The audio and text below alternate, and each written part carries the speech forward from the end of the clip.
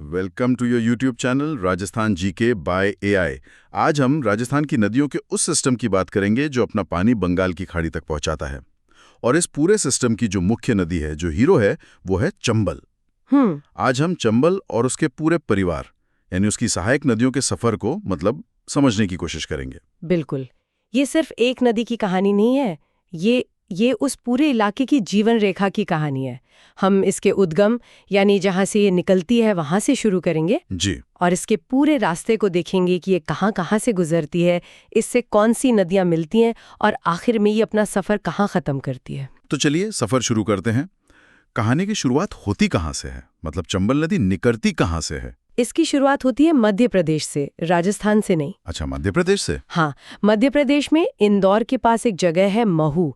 वहाँ विंध्याचल पर्वत की जानापाऊ पहाड़ियों से चंबल का जन्म होता है। अच्छा, तो ये विंध्याचल से निकलकर सीधे राजस्थान आ जाती है क्या? नहीं, सीधे नहीं। पहले ये मध्य प्रदेश में ही इंदौर, उज्जैन, रतलाम और मंदसौर जैसे शहरों से होकर गुजरती है। एक लंबा सफर तय करने के बाद ये राजस्थान में एंट्री लेती है चित्तौड़गढ़ जिले के चौरासीगढ़ नाम की जगह से। चौरासीगढ़, ये पॉइंट अक्सर एग्जाम्स में पूछा जाता है ना, कि चंबल का राजस्थान में प्रवेश कहाँ से होता है? बिल्कुल, यही वो जगह है। और राजस्थान में आने के बाद इसका रास्ता कैसा रहता है? राजस्थान में ये सबसे पहले चित्तौड़गढ़, फिर कोटा और बूंदी में बहती है। ठीक है। इसके बाद इसका एक बहुत ही खास रोल शुरू होता है। ये कोटा से लेकर धौलपुर तक यानी सवाई माधोपुर, करौली और धौलपुर जिलों की सीमा पर बहती है। ओह अच्छा।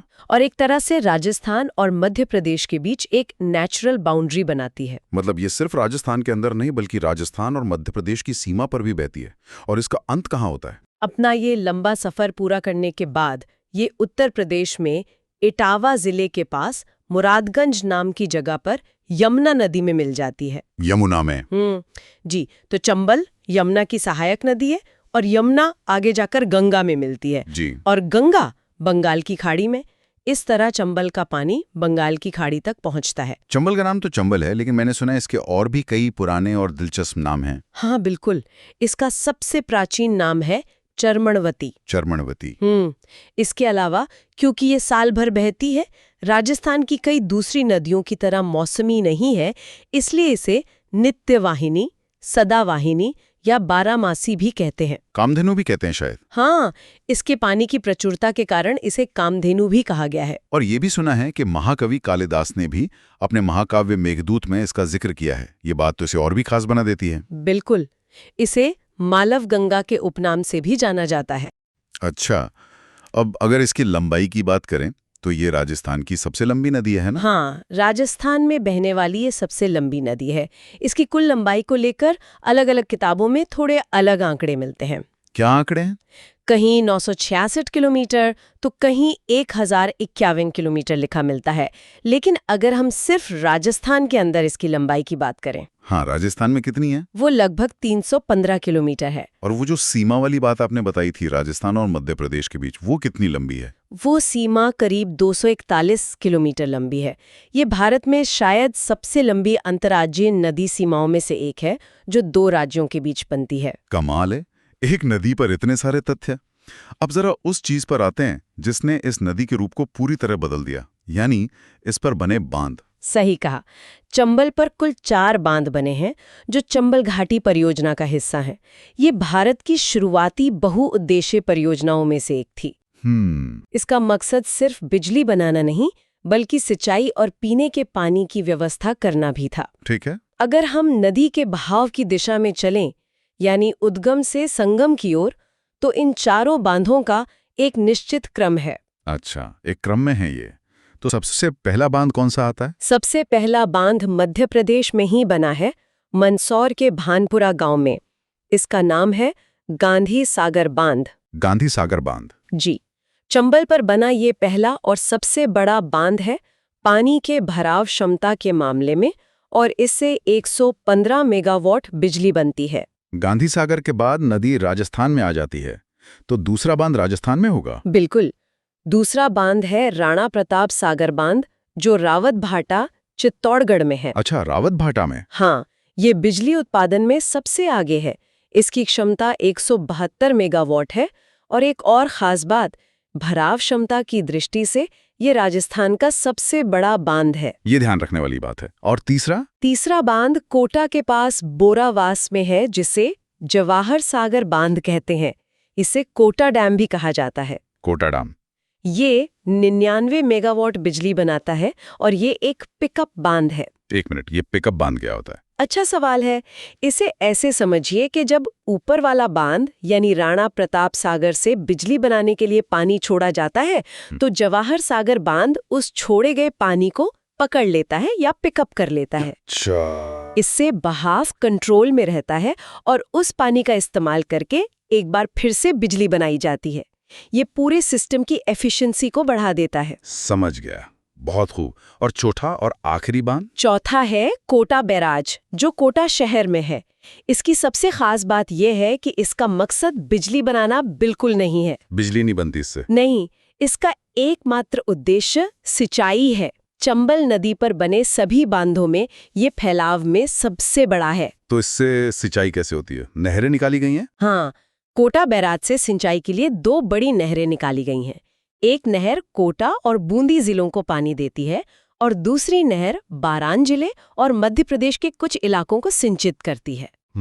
इन नहरों ने इस पूरे क्षेत्र को हरा भरा कर दिया है। बांधों के अलावा चंबल अपनी एक और कुदरती खूबसूरती के लिए जानी जाती है, चूलिया जलप्रपात। हाँ, चित्तौड़गढ़ में भैंसरोड़गढ़ के पास चंबल नदी एक बहुत ही शानदार झरना बनाती है, जिसे चूलिया जलप्रपात कहते हैं। कितना ऊंचा है ये? ये लगभग 18 मीटर यानी करीब 54 फीट ऊंचा है और ये राजस्थान का सबसे ऊंचा जलप्रपात है। अच्छा, हमने चंबल के शांत और उपयोगी रूप की बात की, लेकिन इसका एक जंगली और उबड़-खाबड़ रूप भी है, जिसके लिए काफी, कह सकते हैं, बदनाम भी रही है। मैं बीहड़ की बात कर रहा हूँ। बिल्कुल। जब चंबल सवाई माधोपुर, करौली और धौलपुर के इलाकों से गुजरती है, तो ये मिट्टी का बहुत ज्यादा कटाव करती है। इस कटाव को अवनालिका अपर्दन या अंग्रेजी में गली इरोशन कहते हैं। इस प्रक्रिया से वहां की जमीन में गहरे गहरे गड्ढे और घाटियां बन जाती हैं। इसी ऊबड़ खाबड़ जमीन को बीहड़ कहते हैं। अच्छा। अंग्रेजी में इसे बैडलैंड टोपोग्राफी का बेहतरीन उदाहरण माना जाता है। और इसी पूरे इलाके को डांग क्षेत्र भी कहते हैं, है ना? सही। और एक और महत्वपूर्ण तथ्य ये है कि राजस्थान में सबसे ज्यादा सतही जल यानी सरफेस वाटर वाली नदी भी चंबल ही है। इसी पानी की वजह से ये इतना ज्यादा कटाव कर पाती है। इस नदी के किनारे सिर्फ बीहड़ ही नहीं, बल्कि वन्य जीवन भी फलता फूलता है। हाँ, इसके किनारे जवाहर सागर अभयारण्य और चंबल घड़ियाल अभयारण्य हैं। घड़ियालों के लिए तो ये बहुत प्रसिद्ध है। बिल्कुल, चंबल नदी घड़ियालों के लिए दुनिया की सबसे अच्छी जगहों में से एक मानी जाती है। घड़ियाल को साफ पानी और अंडे देने के लिए रेतीले किनारे चाहिए और चंबल के बीहड़ वाले इलाके उन्हें ये माहौल देते हैं। और आधुनिक समय की बात करें तो कोटा में बना हैंगिंग ब्रिज भी तो इसी नदी पर है। बिल्कुल, ये एक इंजीनियरिंग का शानदार नमूना है। इसका उद्घाटन 29 अगस्त 2017 को प्रधानमंत्री नरेंद्र मोदी ने किया था। अच्छा। यह ब्रिज नेशनल हाईवे 27 का हिस्सा है, जो पूर्व पश्चिम गलियारे का एक महत्वपूर्ण लिंक है, जो पोरबंदर से सिलचर तक जाता है। जी वही। तो ये तो हुई चंबल की अपनी कहानी, लेकिन कोई भी बड़ी नदी अकेले नहीं होती, उसका एक पूरा परिवार होता है, उसकी सहायक नदियां। सही कहा। अब चंबल के परिवार से मिलते हैं। इसकी कई सहायक नदियां हैं, जैसे पार्वती, कालीसिंध, बनास, मेज, बामनी, आहू, परवन, कूनू और भी कई। चलिए कुछ प्रमुख नदियों को जानते हैं। शुरुआत पार्वती नदी से करते हैं। पार्वती नदी भी मध्य प्रदेश के सीहोर से निकलती है। यह राजस्थान में बारां जिले के करियाहाट से प्रवेश करती है। करियाहाट से? हाँ, और आखिर में सवाई माधोपुर के पालिया गांव के पास चंबल में मिल जाती है।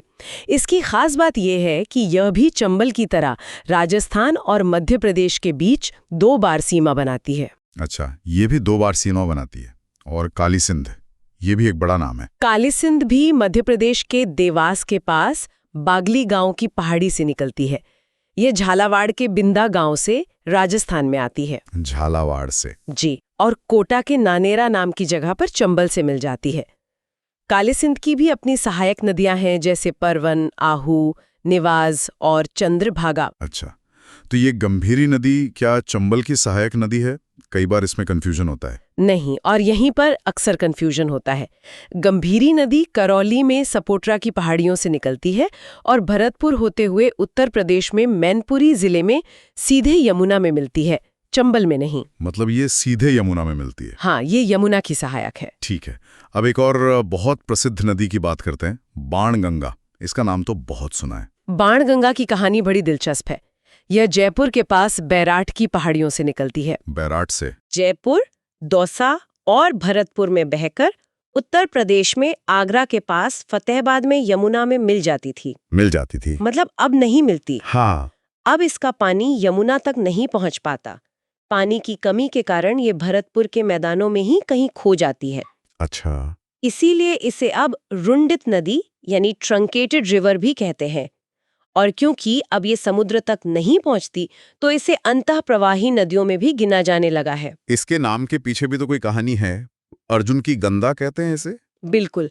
पौराणिक कथा के अनुसार महाभारत काल में अर्जुन ने अपने बाण से इसकी धारा को प्रकट किया था, इसीलिए इसे अर्जुन की गंगा कहते हैं। ऐतिहासिक रूप से भी ये महत्वपूर्ण है, क्योंकि प्रसिद्ध बैराट सभ्यता इसी के किनारे विकसित हुई थी और जयपुर का जमवा रामगढ़ बांध भी इसी नदी पर बना है। चलिए वापस चंबल के परिवार पर लौटते हैं।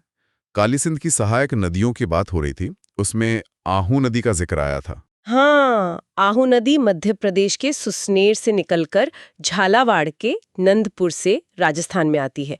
इसकी सबसे खास बात इसका संगम है। संगम? ये झालावाड़ में प्रसिद्ध गागरौन किले के पास काले सिंध नदी में मिलती है और इस संगम को सामेला कहा जाता है। सामेला? जी, ये एक बहुत ही ऐतिहासिक और दर्शनीय स्थल है। और परवन नदी? परवन भी मध्य प्रदेश के विंध्याचल से निकलती है और झालावाड़ के खरीब ओर से राजस्थान में प्रवेश करती है।